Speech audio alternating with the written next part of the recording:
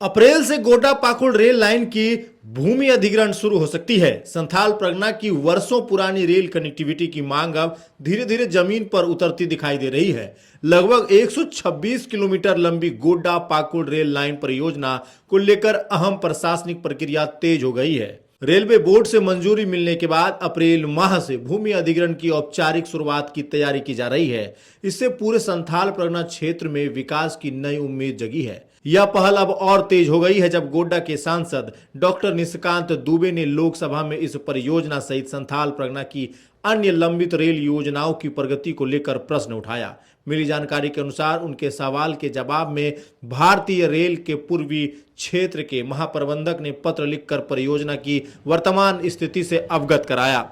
Railway की प्रगति report के अनुसार 126 किलोमीटर लंबी गोड्डा पाकुड़ नई रेल लाइन परियोजना को 19 नवंबर 2025 को रेलवे बोर्ड ने पीपीपी मोड पर स्वीकृति प्रदान की है। गोड्डा सांसद ने कहा कि प्रधानमंत्री नरेंद्र मोदी के नेतृत्व में देश भर में आधारभूत संरचना के विकास पर विशेष बल दिया जा रहा है। संथाल परगना जैसे अपेक्षित पिछड़े क्षेत्र में रेल नेटवर्क का विस्तार इसी नीति का हिस्सा है। उन्होंने कहा कि इस रेल लाइन के बनने से न केवल गोड्डा और पाकुड़ के बीच सीधा संपर्क स्थापित होगा, बल्कि आसपास के दर्जनों गांव भी राष्ट्रीय रेल नेटवर्क से जुड़ जाएंगे।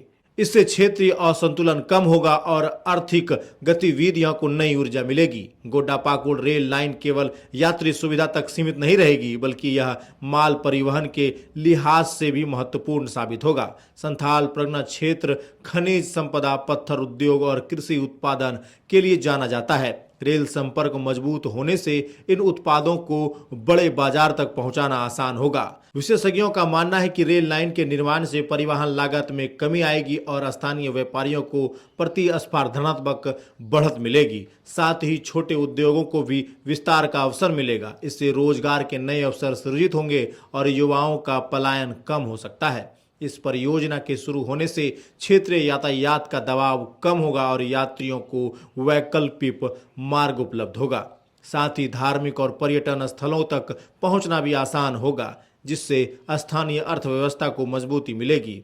फिलहाल पूरे क्षेत्र की नज़र अप्रैल से शुरू होने वाली भूमि अधिग्रहण प्रक्रिया पर टिकी है। प्रशासन का प्रयास है कि किसानों और जमीन मालिकों को पारदर्शी तरीके से मुआवजा दिया जाए ताकि किसी प्रकार का विवाद उत्पन्न न हो। रेल सूत्रों के अनुसार अधिग्रहण प्रक्रिया पूरी होते ही निर्माण कार्य की दिशा में ठोस कदम उठाए जाएंगे। यदि सब कुछ योजना के अनुरूप चलता रहा तो आने वाले वर्षों में यह परियोजना संथाल परगना की तस्वीर बदल सकती है। संथाल परगना लंबे समय से बेहतर रेल संपर्क की मांग करता रहा है। गोड्डा पाकुड़ रेल लाइन को लेकर अब जो प्रगति सामने आई है, उससे यह उम्मीद मजबूत हुई है कि क्षेत्र विकास की नई पटरी पर आगे बढ़ेगा। रेल नेटवर्क मजबूत होने से शिक्षा, स्वास्थ्य, व्यापार और पर्यटन सभी क्षेत्र में सकारात्मक बदलाव देखने को मिल सकता है। सांसद ने विश्वास जताया है कि केंद्र सरकार और रेलवे के सहयोग से यह परियोजना समयबद्ध तरीके से पूरी की जाएगी।